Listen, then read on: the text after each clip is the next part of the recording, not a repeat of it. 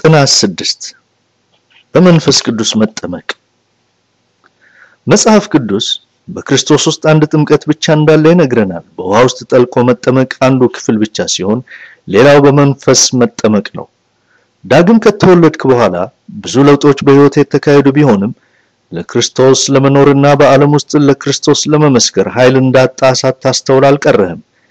የክርስቶስ ደቀ መዛሙርትም ምንም እንኳን በጌታ በኢየሱስ ቢያምኑና ቢወዱትም ከማረጉ በፊት በነበራቸው ሕይወት ውስጥ ነበር ያሉት።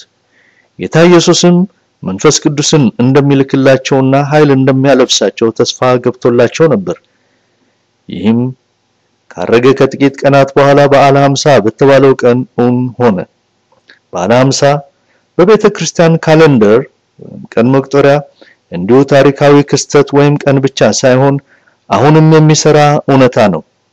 ቤተ ክርስቲያን መስቀሉንና ይቅርታውን እንደተለማመደችና እንደምትለማመድ ሁሉ የበዓለ 50 ልምምድና ኃይል ያስፈልጋታል። እንደ ውሃ ጥምቀት የጥንቲቱ ቤተ ክርስቲያን የመንፈስ ጥምቀትንም መለማመዷ በእግዚአብሔር ዕቅድ ውስጥ ያለና እንድንለማመደውና እንድንደሰትበት ይፈልጋል። የጥናት ክርስቶስ ስለሰጠን አስደናቂ ስለሆነው የተስፋ ቃልና እንዴት ልንለማመደው እንደምንችል ያሳየናል። የሐዋርያት ሥራ ምዕራፍ 1 ከቁጥር 1 እስከ 9 እንዲህ ይላል። ቴዎፍሎስ ሆይ ኢየሱስ የመረጣቸውን ሐዋርያትን በመንፈስ ቅዱስ ካዘዛቸው በኋላ እስካረገበት ቀን ድረስ ያደርገውና ያስተምረው ዘንድ ስለጀመረው ሁሉ መጀመሪያውን ነገር ጻፍኩ። ደግሞ 40 ቀን እየታያቸው ስለ እግዚአብሔር መንግስት ነገር እየነገራቸው በብዙ ማስረጃ ከሕማማቱ በኋላ ሕያው ሆኖ ለነርሱ ራሱን አሳያቸው። ከነርሱም ጋር አብሮ ሳለ ከኢየሩሳሌም እንዳይወጡ አዘዛቸው። ነገር ግን ከኔ የሰማችሁትን አብ የሰጠውን የተስፋ ቃል ጠብቁ። ዮሐንስ በውሃ አጥምቆ ነበርና እናንተ ግን ከጥቂት ቀን በኋላ በመንፈስ ቅዱስ ትጠመቃላችሁ አለ። እነርሱም በተሰበሰቡ ጊዜ ጌታ ሆይ በዚህ ወራት ለእስራኤል መንግስትን ትመልሳለህን ብለው ጠየቁት። እርሱም አብ በገዛ ስልጣኑ ያደረገውን ወራትንና ዘመናትን ታውቁ ዘንድ ለእናንተ አልተሰጣችሁም። ነገር ግን መንፈስ ቅዱስ በእናንተ ላይ በወረደ ጊዜ ኃይልን ትቀበላላችሁ። በኢየሩሳሌምም በይሁዳም ሁሉ በሰማርያም እስከ ምድር ዳርም ድረስ ምስክሮቼ ትሆናላችሁ አለ። ይህንም ከተናገረ በኋላ እነርሱ እያዩት ከፍ ከፍ አለ። ደመናም ከዓይናቸው ሰውራ ተቀበለችው። መንፈስ ቅዱስን ማስተዋወቅ እርግጥ ነው ባለፉት ጥናቶቻችን እንደተመለከትነው መንፈስ ቅዱስን በትምህርቶች ውስጥ አይተናል። ድነትህና በረከቱ ሁሉ የእርሱ ሥራ ነው። መንፈስ ቅዱስ ከሌለንማ ክርስቲያኖች አይደለንም ማለት ነው። ሮሜ ምዕራፍ 8 ቁጥር 9 እናንተ ግን የእግዚአብሔር መንፈስ በእናንተ ዘንድ ቢኖር በመንፈስ እንጂ በሥጋ አይደላችሁም። የክርስቶስ መንፈስ የሌለው ከሆነ ግን ይኸው የእርሱ ወገን አይደለም ይላል።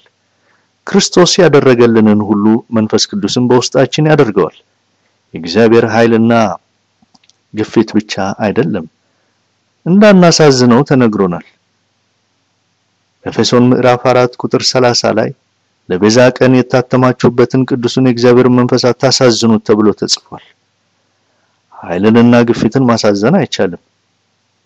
መለኮትን ከአብና ከወልድ ጋር መጋራቱን ደግሞ ሁለተኛ ቆሮንቶስ ምዕራፍ 13 ቁጥር 14 ላይ ተጠቅሶ እንመለከታለን።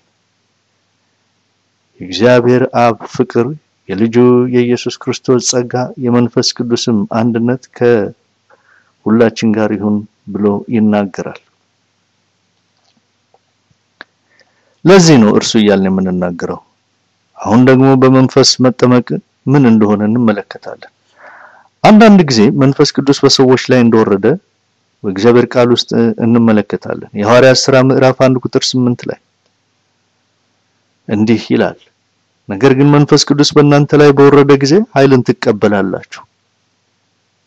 መንፈስ ቅዱስንም እንደለበሱ ሲናገር ወይም ደግሞ እንደሚለብሱ ሲናገር ሉቃስ 24 ቁጥር 49 ላይ እንዲህ ይላል፣ እነሆም አባቴ የሰጠውን ተስፋ እኔ እልክላችኋለሁ። እናንተ ግን ከላይ ኃይል እስክትለብሱ ድረስ በኢየሩሳሌም ከተማ ቆዩ።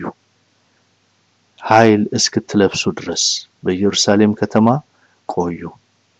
እንደተቀበሉትም ደግሞ ሲናገር በገላትያ ምዕራፍ 3 ቁጥር 2 ላይ ይህን ብቻ ከናንተ እንድማሩ ወዳለሁ በሕግ ሥራ ወይም ከእምነት ጋር በሆነ መስማት መንፈስን ተቀበላችሁን ብሎ ሲጠይቃቸው እናያለን። በመንፈስ ስለመታተምም በኤፌሶን 1 ቁጥር 13 ላይ እናንተም ደግሞ የእውነትን ቃል ይኸውም የመዳናችሁን ወንጌል ሰምታችሁ ደግሞም በክርስቶስ አምናችሁ በተስፋው መንፈስ ቅዱስ ታተማችሁ። ታዲያ ለምንድን ነው መንፈስ ቅዱስ እያለን መንፈስ ቅዱስን መቀበል ያስፈልገን? በዚህ ክፍል ላይ መቀበል የሚለው በኃይልና በሙላት ስለመቀበል ነው። በየሳምንቱ የውሃ ጥምቀት እንደማንወስድ ሁሉ በየሳምንቱ በመንፈስ ቅዱስ አንጠመቅም። የመጀመሪያው ልምምዳችን መታደስና እንደገና መጎብኘትን ይፈልጋል። ይህ መሞላት ወይም መቀባት ይባላል። ብዙ መሞላቶችና መቀባቶች ሲኖሩ ጥምቀት ግን አንዴ ነው።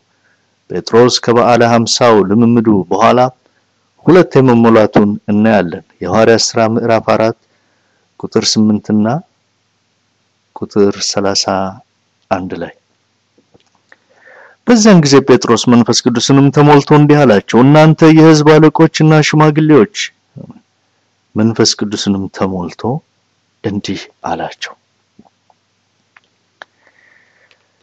ኢየሱስ ልምዱ ብቻ ሳይሆን በሉቃስ ወንጌል ምዕራፍ 3 ከቁጥር 21 እስከ 22 ውስጥ እንዲህ ተገልጾ እንመለከታለን። ሕዝቡም ሁሉ ከተጠመቁ በኋላ ኢየሱስ ደግሞ ተጠመቀ። የውሃም ጥምቀት ልምዱን እናያለን። ሲጸልይም ሰማይ ተከፈተ፣ መንፈስ ቅዱስም በአካል መልክ እንደ ርግብ በእርሱ ላይ ወረደ።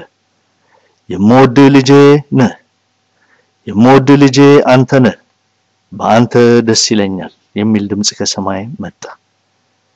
የምወደው ልጄ ይህ ነውና እርሱን ስሙት።